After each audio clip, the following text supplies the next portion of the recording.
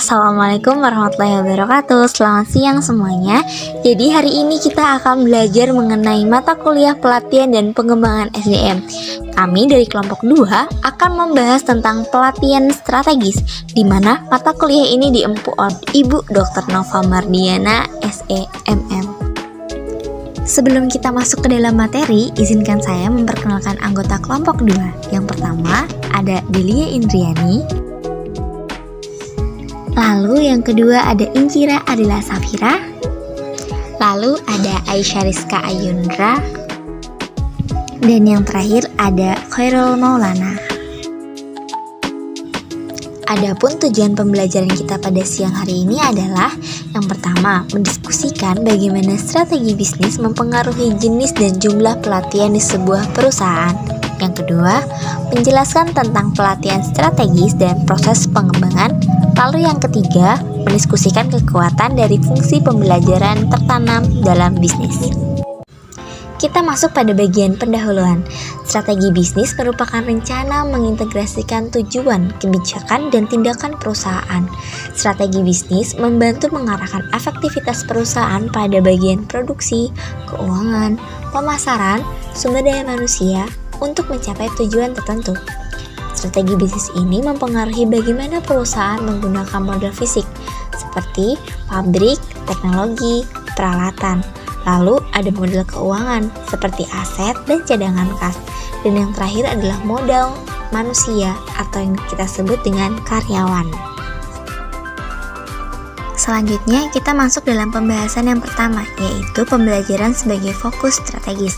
Di sini, pembelajaran sebagai fokus strategis dibagi menjadi dua. Yang pertama yaitu organisasi pembelajaran. Organisasi pembelajaran adalah perusahaan yang memiliki kapasitas yang ditingkatkan untuk belajar, beradaptasi, dan berubah.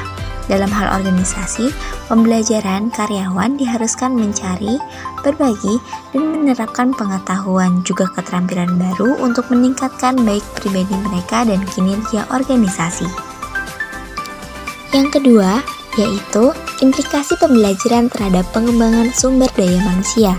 Dikarenakan perusahaan menyadari akan pentingnya nilai pelatihan dan pengembangan dan memandangnya sebagai bagian dari strategi pembelajaran yang lebih luas, sehingga diperlukan 7 kapabilitas utama, yaitu kapabilitas tersebut adalah yang pertama, penyelarasan tujuan pembelajaran dengan tujuan bisnis. Yang kedua, pengukuran dampak bisnis keseluruhan dari fungsi pembelajaran. Yang ketiga, melakukan pembelajaran di luar perusahaan dengan menyertakan pelanggan, vendor, dan pemasok. Yang keempat, fokus pada pengembangan kompetensi untuk pekerjaan yang penting. Yang kelima, mengintegrasikan pembelajaran dengan fungsi sumber daya manusia lain seperti knowledge, management, performance support, dan talent management. Yang keenam, pendekatan pencapaian yang mencakup pelatihan seperti e-learning. Dan yang ketujuh, mendesain dan melakukan penyampaian kursus bagi pengembangan kepemimpinan. Lalu selanjutnya masuk ke proses pelatihan dan pengembangan strategis. Bagian pertama itu, identifikasi inisiatif pelatihan dan pengembangan strategis yang mendukung strategi. Inisiatif pelatihan dan pengembangan strategis adalah tindakan terkait pembelajaran yang harus diambil perusahaan untuk membantunya mencapai strategi bisnisnya. Inisiatif pelatihan dan pengembangan strategis bervariasi oleh perusahaan tergantung pada industri, tujuan, sumber daya, dan kemampuan perusahaan. Inisiatif ini didasarkan pada lingkungan bisnis, pemahaman tentang tujuan dan sumber daya perusahaan, dan juga wawasan tentang opsi pelatihan dan pengembangan potensial. Inisiatif ini memberikan perusahaan peta jalan untuk memandu kegiatan pelatihan dan pengembangan khusus, yang juga untuk menunjukkan bagaimana fungsi pelatihan akan membantu perusahaan mencapai tujuannya, sehingga dapat menunjukkan bagaimana fungsi pelatihan akan menambah nilai suatu perusahaan tersebut. Lalu bagian selanjutnya ada penyediaan kegiatan pelatihan dan pengembangan terkait dengan inisiatif pelatihan dan pengembangan strategis.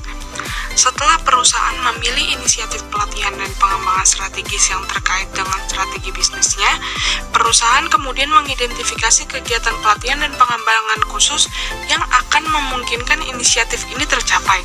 Kegiatan ini termasuk pengembangan inisiatif terkait penggunaan teknologi baru dalam pelatihan, meningkatkan akses ke program pelatihan untuk kelompok karyawan tertentu, mengurangi waktu pengembangan, dan juga mengembangkan penawaran kursus baru atau yang diperluas. Contohnya, untuk meningkatkan pengalaman pelanggan, maka dapat dikembangkan pelatihan bagi karyawan toko yang berfokus pada peningkatan perilaku agar menghasilkan pengalaman pelanggan yang positif. Selanjutnya, identifikasi dan kumpulkan metrik untuk menunjukkan keberhasilan pelatihan. Metrik harus terkait langsung dengan strategi dan tujuan bisnis. Misalnya, metrik dapat mengevaluasi layanan pelanggan, kepuasan atau keterlibatan karyawan, perputaran karyawan, jumlah cacat produk, waktu yang dihabiskan dalam pengembangan produk, jumlah paten, atau waktu yang dihabiskan untuk mengisi posisi manajemen. Di dalam matriks ini terdapat 4 perspektif dan contoh matriks yang digunakan untuk mengukurnya, yaitu yang pertama, ada pelanggan. Yang diukur dalam pelanggan ini yaitu waktu, kualitas, kinerja, layanan, dan juga biaya. Lalu yang kedua ada dari sisi internal. Dari sisi internal ini yang diukur adalah proses-proses yang akan mempengaruhi kepuasan pelanggan. Lalu yang ketiga, inovasi dan pembelajaran. Yang diukur di sini yaitu efisiensi operasi, kepuasan karyawan, dan peningkatan berkelanjutan. Lalu yang terakhir adalah dalam bagian keuangan. Yang diukur di sini yaitu profitabilitas, pertumbuhan, dan nilai pemegang saham. Selanjutnya yaitu proses pelatihan dan pengembangan strategis. Bisa kita lihat di sini, terdapat perumusan dan identifikasi strategi bisnis. Terdapat 5 komponen utama di sini, yang pertama itu mission atau misi. Misi ini merupakan pernyataan alasan keberadaan perusahaan yang mencakup informasi terkait pelanggan yang dilayani, mengapa perusahaan ini terbentuk, apa yang dilakukan perusahaan, nilai yang diterima pelanggan, teknologi yang digunakan, dan lain sebagainya. Lalu komponen yang kedua yaitu goals atau sasaran. Komponen ini dilakukan agar sasaran yang diharapkan dapat dicapai perusahaan dalam jangka menengah hingga panjang dan mencerminkan bagaimana misi akan dijalankan. Lalu yang ketiga, eksternal analisis atau analisis eksternal. Komponen ini melibatkan pemeriksaan lingkungan operasi untuk mengidentifikasikan peluang dan ancaman. Peluang ini termasuk pelanggan dan pasar global yang tidak dilayani, teknologi yang mungkin dapat membantu perusahaan, dan sumber potensial karyawan berbakat yang tidak terpakai atau kurang dimanfaatkan. Lalu komponen yang keempat ada internal analisis atau analisis internal.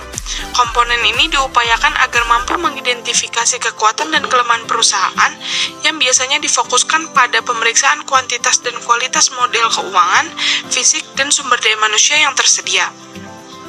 Lalu yang kelima ada strategi choice atau pilihan strategis. Pilihan strategis ini merepresentasikan alternatif strategi terbaik yang mungkin dibandingkan berdasarkan kemampuannya dalam upaya untuk mencapai tujuan perusahaan tersebut. Selanjutnya yaitu karakteristik organisasi yang mempengaruhi pelatihan. Terdapat 9 karakteristik, yaitu yang pertama ukuran perusahaan, di mana pelatihan berbeda antara perusahaan kecil dan besar. Sebagian besar pelatihan di perusahaan kecil biasanya bersifat informal dan di tempat kerja. Sedangkan ketika perusahaan sudah mulai tumbuh dalam ukuran yang lebih besar, ada kebutuhan yang lebih besar untuk memberikan pelatihan dan pengembangan yang lebih formal untuk mempersiapkan karyawan saat ini untuk peluang promosi internal dan mempertahankannya. Yang kedua yaitu terdapat peran karyawan dan manajer. Peran karyawan dan manajer dalam suatu perusahaan dapat mempengaruhi fokus pelatihan, pengembangan, dan kegiatan pembelajaran. Secara tradisional, peran karyawan adalah melakukan pekerjaan mereka sesuai dengan arahan manajer mereka, dan karyawan tidak terlibat dalam peningkatan kualitas produk atau layanan. Yang ketiga yaitu dukungan manajer puncak. Manajer puncak di perusahaan dan anggota tim eksekutif lainnya memainkan peran kunci dalam menentukan pentingnya pelatihan dan pembelajaran di perusahaan. Hal itu karena manajer puncak bertanggung jawab untuk berperan aktif dalam mengatur pembelajaran, termasuk mengkaji tujuan dan sasaran, serta memberikan wawasan tentang bagaimana mengukur efektivitas pelatihan. Yang keempat yaitu integrasi unit bisnis, yaitu di mana sejauh mana unit atau bisnis perusahaan terintegrasi dapat mempengaruhi jenis pelatihan yang dilakukan. Dalam bisnis yang sangat terintegrasi, karyawan perlu memahami unit, layanan, dan produk lain di perusahaannya. Yang kelima yaitu kehadiran global.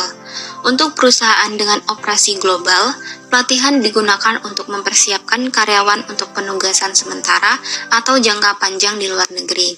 Tantangan utamanya yaitu memastikan pembelajaran efektif untuk semua karyawan, terlepas dari bahasa yang mereka gunakan atau latar belakang budaya mereka.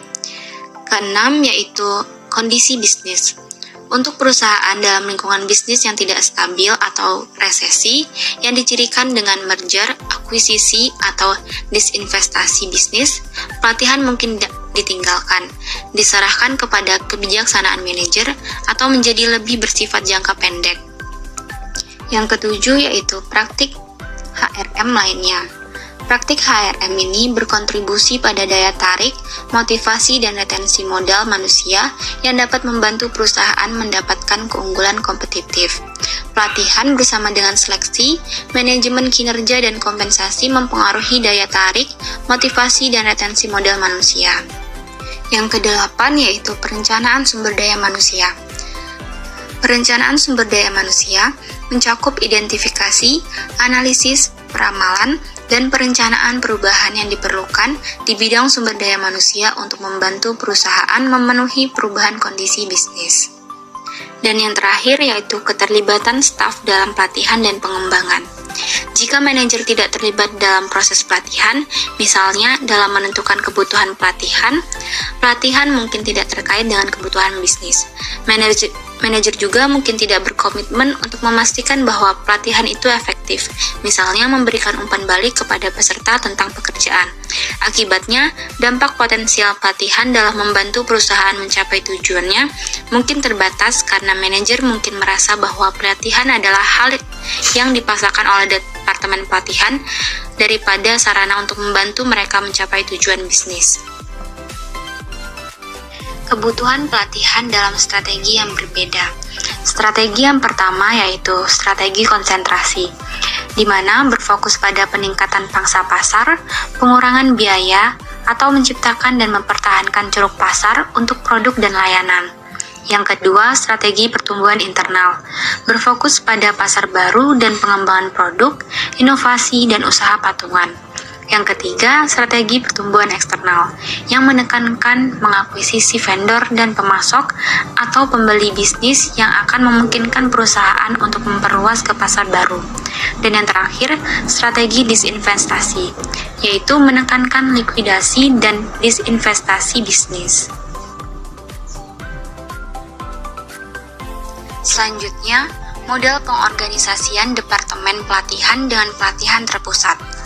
Pelatihan terpusat berarti bahwa program pelatihan dan pengembangan sumber daya dan profesional terutama ditempatkan di suatu lokasi dan bahwa keputusan tentang investasi pelatihan, program, dan metode pengiriman dibuat dari departemen tersebut. Keuntungan dari fungsi pelatihan terpusat meliputi membantu mendorong keselarasan yang lebih kuat dengan strategi bisnis yang memungkinkan pengembangan seperangkat metrik atau kartu skor umum untuk mengukur dan melaporkan tingkat kualitas dan pengiriman yang dapat membantu merampingkan proses, dan hal ini dapat memberi perusahaan keuntungan biaya dalam membeli pelatihan dari vendor dan konsultan karena jumlah peserta pelatihan yang akan dilibatkan. Selanjutnya yaitu Corporate University atau Universitas Pelatihan Perusahaan, yaitu untuk mendapatkan keuntungan dari pelatihan terpusat, banyak perusahaan menggunakan universitas korporat termasuk karyawan, manajer, dan pemangku kepentingan di luar perusahaan termasuk perguruan tinggi, universitas, dan sekolah menengah. Universitas korporat dapat membantu menjadikan pembelajaran lebih strategis dengan memberikan misi dan visi yang jelas untuk pembelajaran dan memastikan bahwa itu selaras dengan kebutuhan bisnis. Baiklah, selanjutnya masuk kepada fungsi pembelajaran tertanam bisnis. Fungsi pembelajaran dan tertanam bisnis yang terdiri dengan 5 kompetensi. Kompetensi yang pertama yang namanya arah strategis, di mana menyebarkan secara luas misi yang diartikulasikan dengan jelas dan mengakui bahwa basis pelanggannya tersegmentasi dan memberikan solusi yang disesuaikan dengan kebutuhan kliennya. Yang kedua yang desain produk, di mana desain produk ini menggunakan perbandingan dan desain inovatif lainnya serta menerapkan strategi untuk mengembangkan produk dengan cepat yang melibatkan pemasok secara strategis. Yang ketiga yakni fleksibilitas struktural, di mana mempekerjakan profesional yang berfungsi sebagai instruktur produk dari kelas manajer dan kelas konsultan internal. Yang selanjutnya pengiriman barang. Pengiriman barang ini seperti menawarkan menu pilihan pembelajaran dan memberikan pelatihan di tempat kerja. Yang terakhir yakni akuntabilitas untuk hasil, di mana percaya bahwa setiap karyawan harus bertanggung jawab atas pertumbuhan pribadi mereka, memberikan tindak lanjut pada pekerjaan untuk memastikan bahwa pembelajaran terjadi dan menganggap manajer sebagai pemain kunci. Selanjutnya pembelajaran, pelatihan, dan pengembangan dari perspektif model perubahan. Ada banyak alasan mengapa perusahaan terpaksa berubah, termasuk pengenalan teknologi baru, kebutuhan untuk lebih memanfaatkan keterampilan karyawan dan memanfaatkan tenaga kerja yang beragam, atau keinginan untuk memasuki pasar global. Dan selanjutnya yang 4 kondisi yang diperlukan untuk terjadinya perubahan, yang mana yang pertama karyawan harus memahami alasan perubahan dan setuju dengan alasan tersebut. Yang kedua, pegawai harus memiliki keterampilan yang dibutuhkan untuk mengimplementasikan perubahan. Yang ketiga, karyawan yang harus melihat bahwa manajer dan karyawan lain dalam posisi berkuasa dan mendukung perubahan struktural organisasi seperti komunikasi dan sistem manajemen kinerja harus mendukung perubahan. Selanjutnya pelatihan oleh outsourcing. Pengadaan mengacu pada penggunaan perusahaan luar atau perusahaan jasa eksternal yang bertanggung jawab penuh dan mengendalikan beberapa kegiatan pelatihan dan pengembangan, atau yang mengambil alih semua atau sebagian besar pelatihan perusahaan, termasuk administrasi, desain, pengiriman, dan pengembangan. Pengendalian proses bisnis mengacu pada outsourcing dari setiap proses bisnis, seperti human resource management, produksi, ataupun pelatihan. Jadi, kesimpulan dapat kita ambil, agar pelatihan dapat membantu perusahaan mendapatkan keunggulan kompetitif, pelatihan harus membantu perusahaan mencapai tujuan dan sasaran bisnis, serta strategi yang berbeda, seperti konsentrasi, pertumbuhan internal, pertumbuhan eksternal, dan desain investasi. Mempengaruhi tujuan bisnis dan menciptakan kebutuhan pelatihan yang berbeda. Selain itu, diskusi tentang berbagai model fungsi pelatihan, karena pelatihan memberikan kontribusi yang lebih besar terhadap pencapaian strategi dan tujuan bisnis. Model universitas bisnis dan universitas korporat akan menjadi lebih lazim, karena pembelajaran, pelatihan, dan pengembangan melibatkan perubahan dan kondisi yang diperlukan bagi manajer serta karyawan untuk menerima dan memperoleh manfaat dari program baru. Berikut merupakan salah satu contoh perusahaan yang ada di Indonesia yang melakukan pelatihan strategis dengan pelatihan pengembangan sumber daya manusia yang dimiliki oleh para karyawannya, di mana diharapkan dari pelatihan tersebut akan memberikan dampak yang baik bagi perusahaan juga baik untuk karyawannya.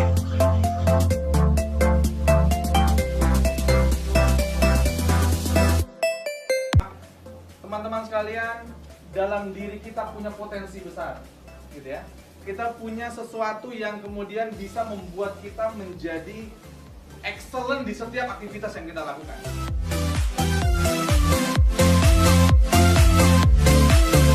Setiap karyawan memiliki kesempatan untuk mengembangkan karirnya sesuai dengan bakat dan kapabilitas mereka dalam memimpin yang disesuaikan dengan kebutuhan di perusahaan.